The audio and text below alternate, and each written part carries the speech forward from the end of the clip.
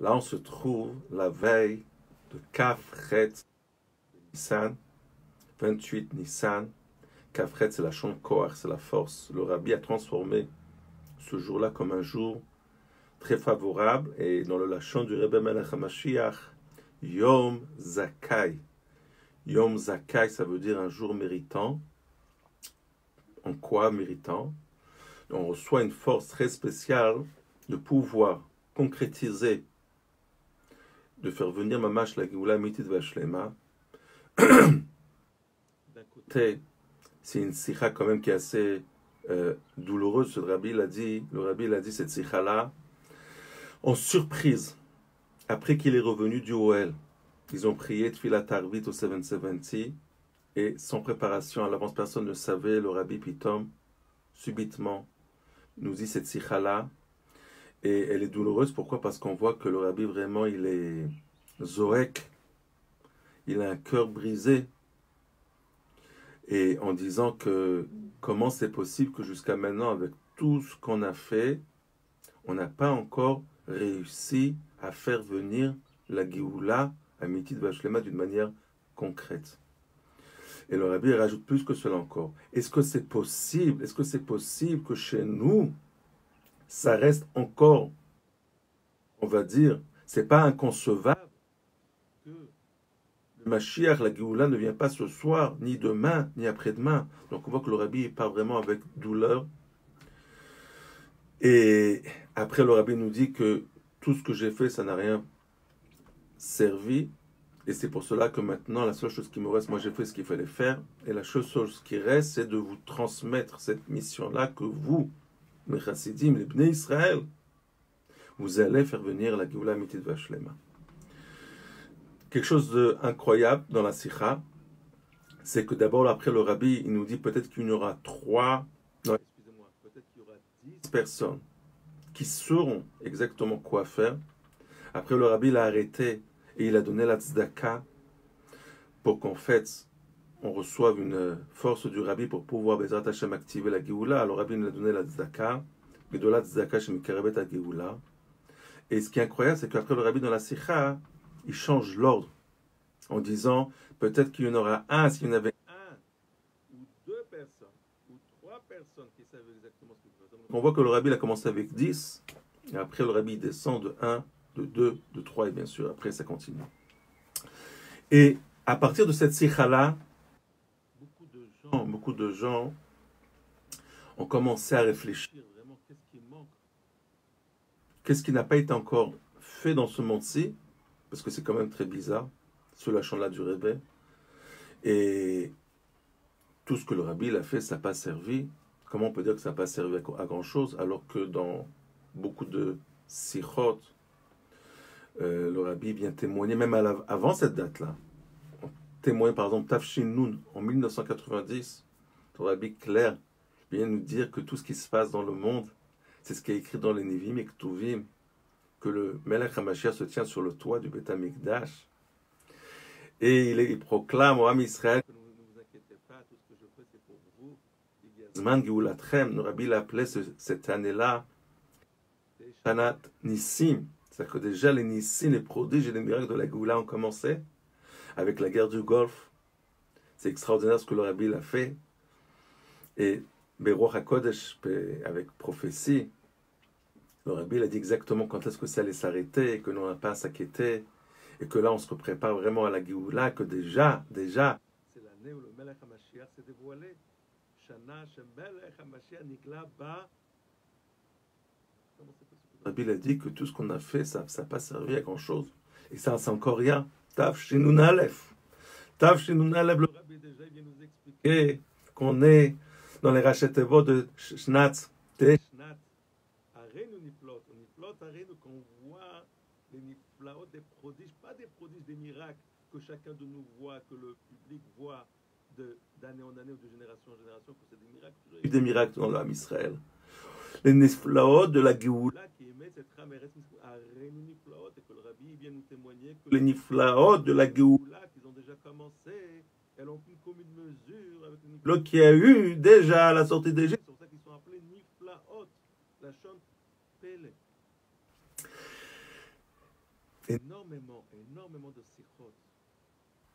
énormément de sikhot, qu'on voit que déjà, les miracles de la Géoula, déjà ont commencé. Et l'année du Melech HaMashiach s'est déjà se dévoilée. Même après cette fameuse année-là de Kafret Nissan Tafshin Aleph, il y a encore énormément de sikhot qu'après Bichlal, tout se transforme et tout se bouleverse. Et le Rabbi dit clair, en Tafshin Bet, par exemple, par Achat Vayera, que pas seulement qu'aujourd'hui il y a quelqu'un qui peut être présumé par rapport à sa tzidkout, par rapport à son élévation, à son rang spirituel, c'est un tzaddik de la descendance de Yehuda, pas seulement qui peut être présumé et être apte dans chaque génération à être Mashiach, mais déjà on a été méritant de ce dévoilement-là de ce Mashiach. Parashat Vayera. Vayera Tafshin Bet. Et c'est expliqué dans beaucoup de livres, qu'est-ce que ça veut dire que c'est dévoilé déjà Itgalut Mitzvot Melech HaMashiach. Cela veut dire qu'Akadosh Baruch Hu, déjà il le choisit et il est élu en tant que Mashiach. Et dans Parashat Chayei Sarah, le Rabbi explique que Israël, il a été l'émissaire, il a été choisi en tant qu'émissaire pour délivrer l'homme Israël. Le Ragat Shover, le Khatam Sofer, Amen. Que même Moshe Rabbeinu, il ne savait pas qu'il allait être le délivreur tant qu'Akadosh Baruch Hu ne l'a pas choisi et qu'Hachem ne lui a pas demandé d'être le délivreur. Tout d'abord avec le Melech HaMashiach. C'est-à-dire que le Rabbi nous dit clair que le Shaliach HaYachid, l'émissaire et le seul émissaire qui va faire venir la Géoula, Tekefumir Mamash, alors il a été choisi et élu. Et comme le Rabbi trouve dans le Lachon du Rambam, que quand on voit là-bas dans Ilchot Melachim ou Melech HaMashiach, le Rambam il nous dit comme ça que Im Ya'amod Melech Mebet David, c'est-à-dire qu'ici il va se lever, il va se tenir un Melech, un roi de la descendance de David. Le Rabbi il explique ça veut dire quoi? Il va se tenir, il va se lever. C'est pas un roi qui doit être nominé par le peuple, par le public. Ça veut dire que si nous on reconnaît que lui c'est le roi, alors on va le nommer en tant que roi et là il va devenir le Mashiach. Non, c'est pas comme ça le Rabbi nous dit. Déjà de lui-même il se tient. Déjà de lui-même parce que c'est ça qu'il est roi, c'est lié avec, c'est quelque chose qui est inné avec la nature de son âme, dès la naissance. Et il doit seulement être élu par Akadosh, c'est pas par nous. Ça commence avec Hachem. Et le Rabbi nous explique clair, on Parashat Toldot, qu'il y a ce qu'on appelle la naissance du Melech HaMashiach, Avir shel Melech HaMashiach, Rucho shel Melech HaMashiach, l'air du Melech HaMashiach et la lumière, le haut du Melech HaMashiach. Le plus important pour nous, c'est la naissance. C'est quoi la naissance? Comme on sait que quand un bébé il vient de naître, au premier instant même qu'il est né, tous les détails de sa vie à la suite de sa vie jusqu'à 120 ans sont inclus déjà dès le premier instant de sa naissance.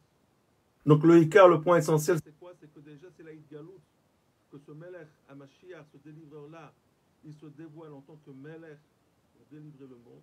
Et bien sûr, tout ce qui va se passer après par rapport à la lumière, par rapport à ces actions du Melech HaMashiach qui s'appelait Orosh le Melech HaMashiach, alors ça c'est déjà inclus, il ne peut pas avoir d'interruption entre les deux, mais seulement d'une manière superficielle, des fois on peut voir une interruption. Donc, sans air, sans oxygène, il ne peut pas allumer une bougie, il ne peut pas avoir de lumière. La flamme d'une bougie s'il n'y a pas d'air. La même chose, l'air, ça c'est la naissance du Melech HaMashiach, c'est ça qui donne après cette poussée-là à la lumière, à l'existence de la lumière, toutes les poules. Mais non, plus que cela encore. Le Rabbi nous dit que pas seulement qu'il y a la naissance du Melech HaMashiach, pas seulement que le Melech HaMashiach s'est dévoilé. Déjà, on voit les péoulotes du Melech HaMashiach, tout ce que le Rambam il écrit par la suite. Que, oui, qu'on fait kol am Israël, il va faire les milchamot Hashem. Le Rabbi dit clair que les milchamot Hashem du Melech HaMashiach déjà, ils ont été accomplis. Et que sur beaucoup de milchamot de guerre, le Melech HaMashiach déjà il a vaincu les nations. Et que là on se trouve à la fin de la victoire. Donc c'est pas seulement la naissance, c'est pas seulement. On voit déjà les poulottes, on voit la lumière à nos yeux de ce qui se passe dans le monde, que ça même, c'est une action directe, une conséquence directe de cette manipulation-là, de cette, on va dire, cette force que le Melech HaMashiach, il vient exprimer dans le monde. Donc c'est extraordinaire. Donc on voit que clair, que le Rabbi dit qu'on est déjà dans Yamot HaMashiach et que déjà on est dans un stade de Géoula. Mais d'un autre côté, on voit que le rabbi nous dit que avec un cœur déchirant, un cœur brisé, comment c'est possible que jusqu'à maintenant, tout ce qu'on a fait, ça n'a rien servi, a priori, et maintenant je vous donne à vous cette mission-là de faire venir la Géoula Mitit Vashlema, et plusieurs fois le rabbi il a ramené ce concept-là, Mipnechata Einu Galinu Ma'artzenu, à cause de nos fautes, on est encore en galoute, et qu'on n'a pas fait venir la Géoula d'une manière concrète, donc on est en galoute, on est en Géoula. Et sur cela, beaucoup de gens, et je vais m'inclure aussi sur tous les gens, on est tous troublés a priori de cette contradiction-là. On est en Géoula, on est en Galoute. Mais non, mis à part les sikhot du Rebbe, d'accord, que le rabbi nous dit que comment c'est possible qu'on est encore en Galoute. Mis à part cela, déjà chez nous-mêmes, dans notre vie quotidienne, dans notre entourage, déjà on peut voir que comment on peut appeler tout ce qu'on voit, la famine, les guerres, l'épidémie, les problèmes de Parnassa, les problèmes de Shalom Bayit, les problèmes d'éducation envers les enfants. En ce moment, on voit qu'il y a une grande irrite, une grande chute. Donc, ce n'est pas les épreuves qui manquent. Comment on peut appeler ça? Comprendre. Nous, on veut comprendre et que la Torah s'est habillée ici-bas dans notre compréhension et que le Rabbi, bien sûr, il nous dévoile les secrets de la Torah et que si on s'attache aux écrits du Rebbe, donc on est obligé de comprendre. Parce que c'est vrai qu'il y a la Emouna d'un côté, mais de l'autre côté, le Rebbe veut qu'on habille cette Emouna-là dans le Chokhmah, Bina, Bedaat. Et donc c'est pour cela qu'aujourd'hui, par le mérite du public, je voudrais faire un peu d'ordre par rapport à cela, parce qu'on va voir qu'il n'y a pas de contradiction du tout. Et que si le Rabbi, de sa parole sainte, a dit qu'on est déjà dans Yemot HaMashiach, et que déjà on est dans l'année que le Melech HaMashiach s'est déjà dévoilé dans cette année-là. Et bien sûr, tout ce qui suit après, les prodiges et les miracles de la Géoula, ainsi de suite. Donc c'est sûr que c'est Emet la Mito. Il n'y a pas de doute. Et ne serait-ce l'ombre d'un doute par rapport à ce que le Rabbi a dit. Mais comment ça vient s'habiller dans ma vie quotidienne, tout cela? Donc déjà, avant de passer à cette réponse-là, parce que ça aussi c'est expliqué dans la Sikha du Rebbe, déjà remarquez bien dans cette Sikha-là de Kafret Nissan, qu'est-ce que le Rabbi nous dit? D'abord, il commence avec 10, peut-être qu'il y aura 10 personnes qui vont trouver la solution. Après, le Rabbi donne la tzedaka, après le Rabbi dit peut-être qu'il y aura une personne, 2 personnes, ça du bas vers le haut, 3 personnes. Alors beaucoup de gens pensaient qu'une personne, c'est qu'une personne. Ah, peut-être que c'est moi, la personne qui va trouver la solution. Chacun a commencé d'une manière, on va dire, machinale, naturelle, de chercher la solution. Peut-être que c'est moi qui va trouver la solution. Et bien sûr, beaucoup de personnes émettent beaucoup de solutions. Et c'est bien, c'est une pensée positive. Mais ce qu'on n'a pas fait attention, c'est que la solution, elle est expliquée justement dans la sikha d'après de Kafret Nissan, parce que comment le Rabbi commence la sikha de Parashat Tazria, il nous dit à la suite, ce qui a été dit, et là le Rabbi dans cette sikha-là, il vient nous donner la solution. Donc comme le Rabbi, il dit peut-être qu'il y aura une seule personne qui va trouver la solution. De qui ça parle? Ça parle pas de moi, ça parle pas de toi, ça parle pas de lui, ça parle du Rebbe Melech HaMashiach. À partir du moment que le Rebbe Melech HaMashiach, lui, c'est le seul qui va justement nous ouvrir la porte pour trouver la solution. Et la preuve, c'est qu'il nous dévoile la solution dans Parashat Tazria. Donc, Bezrat Hashem, on reviendra sur cette sikha, fameuse sikha que le Rabbi nous dit clair. C'est quoi la seule, la unique, le derrière le chemin pour faire venir le Melech HaMashiach d'une manière concrète, c'est dans Parashat Tazria. À partir du moment où le Rabbi nous ouvre la porte, il nous fait Ptichat Hatzinor, que c'est lui qui va nous ouvrir la solution, nous dévoiler la solution. Alors après, il peut y avoir 2 personnes, 3 personnes, 4 personnes. Donc c'est pas pour rien, on voit que le cèdre, l'ordre, comment le Rabbi d'abord il commence avec 10 et après il recommence du bas vers le haut avec 1. Donc déjà la solution elle est là, donc pourquoi chercher la solution? Si on essaie de trouver, de se travailler sur nous, pour essayer on va dire, l'échapper, arranger encore plus, rajouter, Béter 7 ou Béter 11 sur ce qui a été dit, il n'y a aucun problème. Mais ne pas croire que la solution elle dépend de nous. c'est le Rebbe qui a trouvé la solution et que nous, notre travail, c'est quoi hein? C'est d'être après le Rebbe, le deuxième, le troisième, le quatrième. Ça veut dire de dévoiler, de se fatiguer à s'investir sur ce que le Rebbe nous a demandé de faire. Donc la solution elle est là. Pourquoi chercher à midi 14h? Le Rebbe nous donne la solution. Ça c'est premièrement.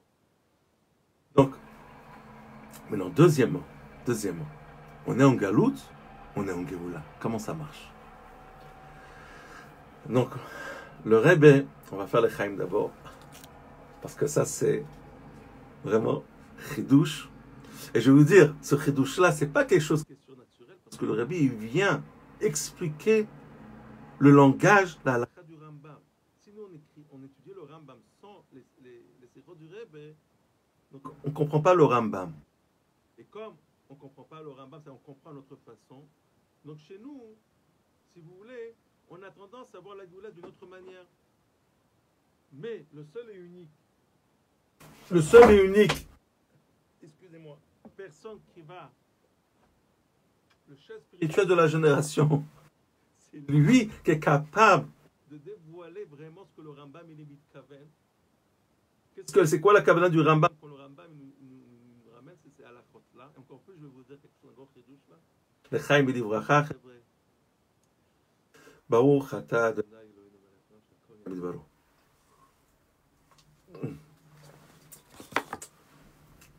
Il y a beaucoup de gens qui disent, mais le Rambam, il nous dit qu'il y a beaucoup de choses qu'on ne sait pas, qu'on n'en saura pas tant que ça n'arrivera pas. Le Rabbi ramène dans une autre sikha qu'il y a beaucoup de choses qui sont écrites dans la Torah, et on voit que les Admouré Chabad, Rabotenu, Nessienu, ils ont fait le contraire de ce qui est écrit. Et une des choses que c'est le contraire, c'est ça justement, que le Rabbi nous dit que le Rabbi Rachab, lui-même il a commencé à dévoiler des choses que sans qu'il aurait dévoilé ça, on aurait dû attendre que ça arrive pour pouvoir comprendre comment ça va être. Alors imaginez. Et le Rabbi dit, ah mais c'est écrit dans le Rambam qu'on ne saura pas tant que ça n'arrivera pas. Oui, mais ça c'est avant le Rabbi Rachab. Et beaucoup de choses. Il y a pas mal de inyanim. Par exemple, il y a marqué que comment on peut dire une date sur la venue du Mashiach? Il y a marqué qu'on ne peut pas donner. Et le Rabbi Rayas lui-même, qu'est-ce qu'il a dit? Lui-même, il dit que sachez que ça y est, maintenant c'est le Zman. Alors regarde, ça vient Beissach Hadat, ça vient pas Beissach Hadat. Il y a marqué que le Mashiach, on doit l'accueillir Beissach Hadat, sans s'y attendre. Alors ça veut dire quoi? Qu'on doit se préparer à Mashiach. Et ça, sur le Rabbi, il ramène sur ça. Oui, d'accord, mais le Rabbi Rayas, comme ça il a fait. Il y a pas mal de inyanim. Donc, sans les écrits saints de la Chassidoute, on ne comprend pas le Rambam. Donc le Rabbi nous ouvre les yeux comment comprendre le Rambam. Alors maintenant, je vais vous donner un exemple. Qu'est-ce qu'il y a écrit là-bas dans le Rambam, à la fin de Chot Melachim? Le Rambam, il nous dit que ce Melech HaMashiach, déjà, il sera Melech, et qui va renforcer tout l'Israël, bien sûr. Il va préparer le monde à la Géoula. Et bien sûr, il va faire les guerres. Milchamot Hashem. Et là, le Rabbi pose une question. Mais je ne comprends pas. S'il est Mashiach, il y a déjà le Mashiach, il y a déjà un Melech. Alors comment? Quoi, il y a des guerres? Il y a encore des guerres? C'est-à-dire quoi qu'il est Lochem Milchamot Hashem? S'il y a des guerres, il y a des ennemis. S'il y a des ennemis, ça veut dire qu'il y a encore le roi Khatouma. S'il y a encore le roi Khatouma, ça veut dire qu'on est encore dans un stade obscur. Et après, le Rambam, il dit, mais sache que bon, pendant ce Zman-là, alors il n'y aura plus de famine, plus de jalousie, plus de tuerie. La seule occupation que les Bnei Israël vont faire, c'est quoi? La date de Hashem qui m'aime l'yam echassim. C'est une stira, c'est une contradiction dans le Rambam. Donc c'est pour ça que le Rambam, tout seul, on ne peut pas le comprendre.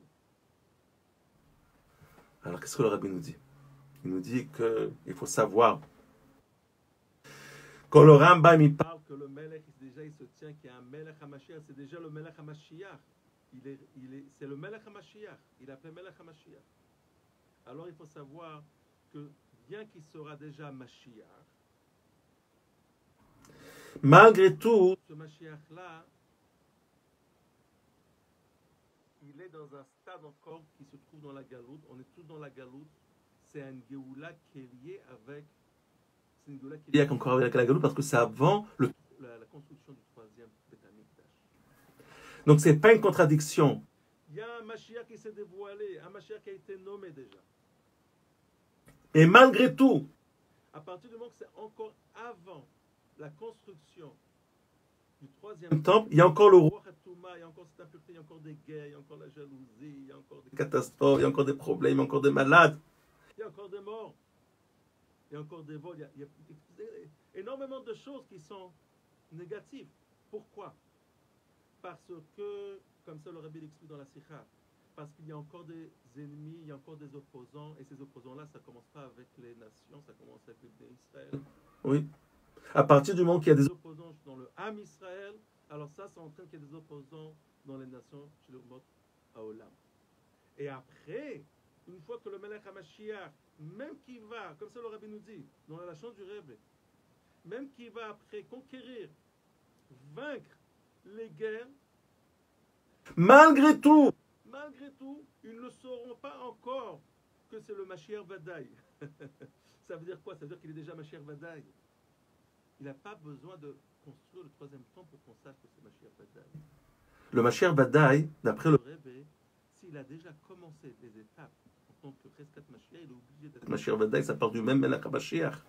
Donc il n'y a pas de contradiction, il n'y a pas d'interruption. Seulement à nos yeux de chair et de sang que nous on a une vision qui est limitée, donc on ne peut pas voir ça. Mais le Mashiach est déjà appelé Mashiach Vadaï. Tout est inclus déjà. Dès que le Melech HaMashiach il se tient pour commencer et continuer ses actions pour faire venir la Goula, il est déjà Mashiach Vadaï. Mais la différence entre Mashiach Vadaï, et ça j'ai entendu dans une sikha, j'ai entendu ça du Rebbe lui-même, c'est par rapport aux yeux de la population. Chez nous, on ne sait pas qui est le Mashiach Vadaï. Regardez dans Parashat Balak, Yud Zain, Tammuz, Tafshinun Aleph, en 1991, le Rabbi nous déclare que notre émouna aujourd'hui, elle doit que le Melech HaMashiach Vadaï, déjà il rentre dans le 770, et il nous ramène en Eretz Israël, Yerushalayim Rakodesh, et là-bas il nous ramène au troisième temple. Ça veut dire qu'avant la construction du troisième temple, du troisième Beth Amikdash, il est déjà Mashiach Vadaï.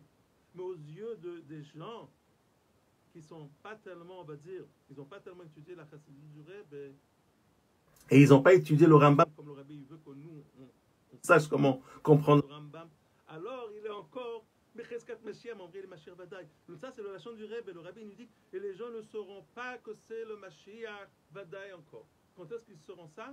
Quand après il va nous faire descendre le troisième temple, le troisième Beth Amikdash du ciel, et bien sûr il n'y aura plus de Roi Hatouma. Alors là, aux yeux de tous, il sera appelé Mashiach Vadaï. Donc, à quoi cela ressemble?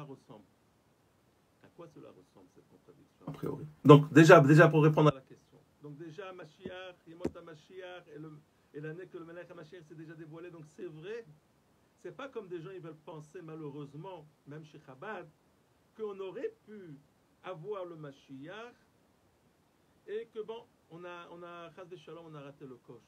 Chaz v'Shalom et Chaz v'Shalom. Il y a deux étapes dans le dévoilement du Melech HaMashiach.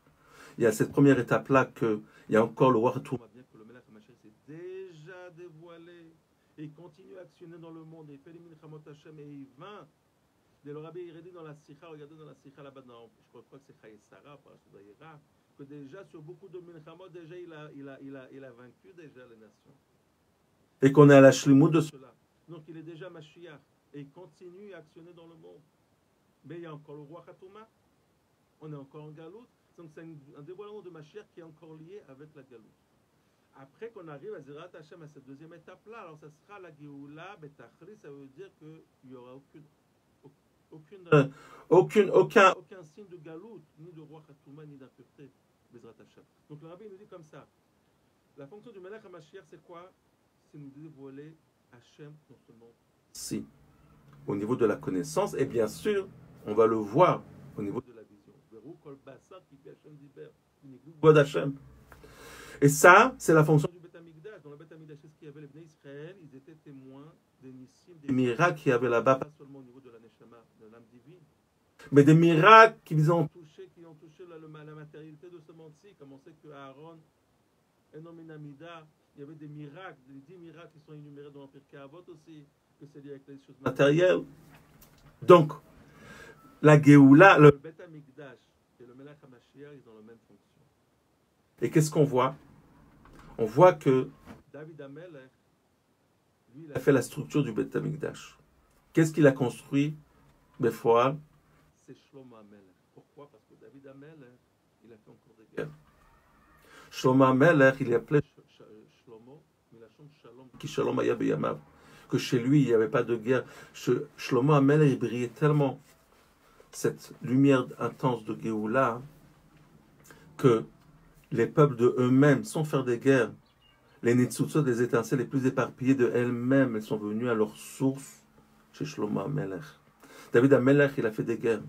Donc c'est pour cela que David HaMelech, comme ça le Rabbi nous dit, donc lui il a fait la préparation à cela, il est lié avec le Mashiach, puisque Shlomo il vient de David HaMelech, de la descendance de David HaMelech. Et malgré tout, étant donné qu'il a fait encore des guerres, donc ça c'est lié, c'est en parallèle avec le premier stade, le premier temps que le Melech HaMashiach se dévoile, mais il y a encore des guerres, il y a encore de l'impureté dans le monde. Shlomo HaMelech, ça part de ce deuxième temps-là, messianique, qu'il n'y aura plus d'impureté, donc il n'y aura plus de guerre, il n'y aura plus de jalousie, il n'y aura plus de malade, il n'y aura plus de problème de parnassa, ni de shalom bayit.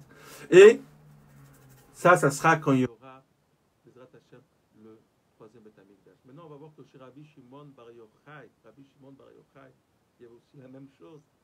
Comme ça, il avait Paris, ramène au nom de l'Admor Azaken. Il y a des neshamot, des âmes très élevées, que chez eux, il n'y a pas cette notion de destruction du Beth Amikdash, de Galout. Ils sont complètement investis, imprégnés de Géoula.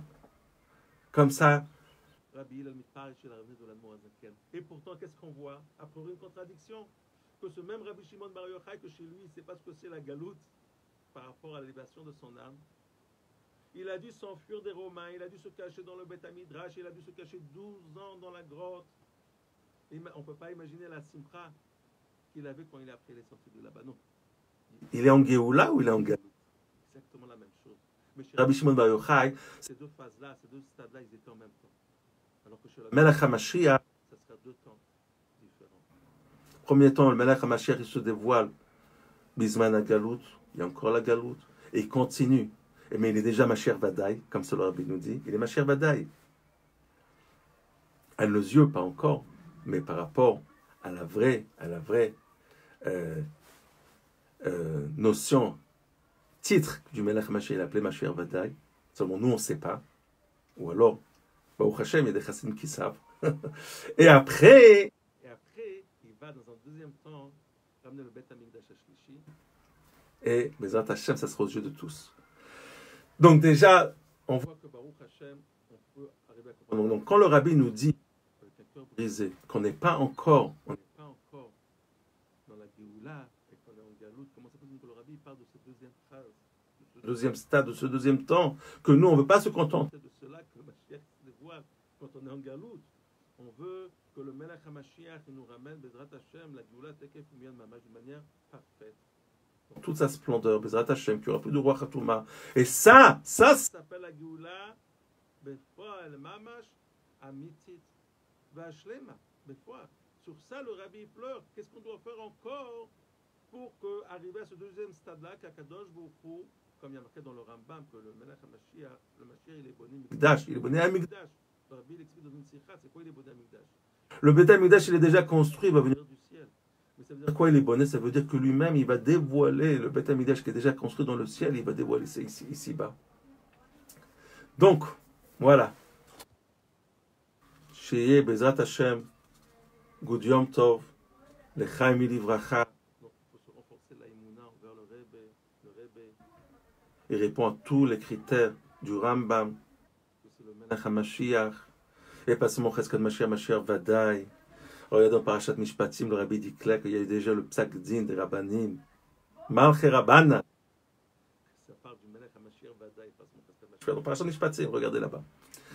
Et Bezrat Hashem, Bemet, alors Asou Kol Asher Bechol Techem, déjà qu'il y en a un qui savent ce qu'il faut faire après 2, 3. Donc le Rebbe ici exactement, le Rebbe, il nous ouvre le chemin Parashat Tazri et il nous dit exactement qu'Aderech Hayachid Akala, Ben Kol Adrachim, c'est de s'investir dans Inyane Geoula ou Mashiach, de s'imprégner de cette lumière-là intense de la Géoula. Et même, je vais vous dire quelque chose, même si on voit à nos yeux qu'a priori, c'est pas a priori, hein, c'est ce qu'on arrive à voir à nos yeux, qu'on est dans un stade encore beaucoup plus inférieur qu'il y avait auparavant, et une chute beaucoup plus grande, et une impureté encore beaucoup plus grande. Oui, parce qu'on n'est pas aveugle, Baruch Hashem, on voit ce qui se passe. Donc, il faut savoir, regardez nos parachutes, le Rabbi dit que c'est pas une contradiction, parce que déjà, le dévoilement de la lumière intense de Pnimut Atik, du Melech HaMashiach, elle est descendue dans le monde, tant qu'on n'est pas des réceptacles à cela à 100%, alors chez nous, ça vient s'exprimer d'une manière qui est complètement contraire. Et au lieu, donc ça veut dire qu'on pète les plombs, pas les plombs, les plombs, on pète les plombs, ça veut dire qu'au lieu d'éprouver chez nous un assoiffement, une dévotion, de prier le matin avec la Hitbonenout et toute la voda d'un chassidout avant la tfila, et de prier comme l'Admorazaki nous dit 1 heure, 1 heure et demie, comme ça, de la tzmou du juif avec la tzmou d'Akadosh Baruch Hu, et après de s'infecter encore plus dans la voda Hashem, dans les hymnes, dans les sikhot, même dans le travail, même quand on est dans le commerce, même quand on est... Le Rabbi Rachel a dit quand un chassid il va au marché, au chouk, c'est le Tanya qui va au chouk, c'est pas un chassid, c'est le Tanya qui va au chouk. On est tellement imprégné dans cela, on est tellement infiltré dans cela. Donc, ça ne change rien, et que tant qu'on n'est pas un réceptacle à 100%, donc au lieu d'éprouver cette dévotion-là dans la Gdusha, alors malheureusement, on va éprouver le contraire, on va éprouver un assoiffement sur les tentations matérielles, sur les attraits plaisirs matériels, et ça peut s'habiller dans beaucoup de choses, et surtout chez les jeunes de chez nous. Et donc c'est pour ça que, alors d'un côté, on peut voir que à nos yeux, a priori, on fait un retour en arrière. Alors Rabbi il dit c'est pour cette même raison-là, parce que justement, ces lumières-là de Tohu, pourquoi le Rabbi dit on fait peut-être une scène qu'il faut que les lumières de Tohu soient dans le Kélim des Tikkun. De quelle lumière de Tohu ça parle? De quelle lumière de Tohu ça parle? Ça parle de la lumière du Melech HaMashiach qu'il a fait descendre dans ce monde-ci, et que ça, nous, on doit être des Kélim pour pouvoir s'investir dans ces lumières-là de la Géoula Mikdash. Et ça, c'est seulement si on s'infiltre et on s'imprègne dans l'étude sacrée et sainte de l'Inyané Géoula ou Mashiach. Je vais vous donner un exemple pour terminer. L'Chaim Livracha. Une fois comme ça, on a prié dans un endroit. On avait comme ça un groupe de gens. On a commencé à prier. Et quelqu'un, tout le monde a commencé à prier, et lui il est venu un peu en retard. Qu'est-ce qu'il a vu? Il a vu que, excusez-moi l'expression, mais il a vu que sur le côté, comme ça par terre, il y avait un excrément de chien, une crotte de chien, et que les gens n'ont pas fait attention à cela. Donc ils ne peuvent pas prier dans un endroit pareil, en plus c'était juste à côté. Alors qu'est-ce qu'il a fait? Il a commencé à vouloir gratter comme ça, il a gratté pour retirer, pour enlever cette crotte, et comme ça que on ne va pas surpasser sur un issour par rapport à cela. Et qu'est-ce qui s'est passé? Le deuxième, il a arrêté de prier, il a senti une mauvaise odeur. Le troisième, il a arrêté de prier. Le quatrième, il a arrêté de prier. Ils ont tous arrêté de prier. Qu'est-ce qui s'est passé? Tant que la crotte, elle était là-bas, ça ne dérangeait personne. Une fois qu'ils ont retiré la crotte, alors là, ça commençait à avoir des mauvaises odeurs et les gens, ça les a empêchés de prier. Qu'est-ce que cela veut dire? Ça veut dire, et le Rabbi, il ramène pas cet exemple-là, mais il ramène cette notion-là incroyable en nous disant que tant que l'essence même de la klipa, de cette touma-là, de Paro, elle était dans le, elle était encore avant le raffinement des Bnei Israël. Donc, elle pouvait s'infiltrer à l'intérieur du monde, à l'intérieur de chaque vie, ça ne dérangeait personne. Et même les gens, pour trouver leurs propres défauts, il fallait des fois des années de recherche, de cheshbon nefesh chez nous pour savoir exactement qu'est-ce que je dois réparer chez moi. Aujourd'hui, étant donné que cette essence-là de la klipa, de l'écorce du mal, elle est complètement anéantie. Donc ce qui reste, c'est quoi? C'est seulement les odeurs de cette impureté-là. Et là, ça fait beaucoup plus de dégâts. Pourquoi ça fait beaucoup plus de dégâts? Parce que justement, on s'est débarrassé déjà de l'essence même de la klipa. Et c'est pour cela que ça sort à l'extérieur. Tout sort à l'extérieur. On arrive à voir chez nous des défauts qu'on n'arrivait pas à voir auparavant. Et les gens qui croyaient que ça y est, c'est devenu des tzadikim, alors il s'aperçoit que vraiment, on n'est pas des tzadikim, on est loin d'être des tzadikim, mais on peut être un tzadik. On peut être un tzadik. L'essentiel, c'est de devenir un réceptacle à ce dévoilement-là intense. Parce que ces lumières-là de Géoula ne laissent pas cette clipa-là s'infiltrer en nous à l'intérieur, c'est pour ça que tout sort à l'extérieur. Chez Bracha, Be'atzlacha et Yom Tov.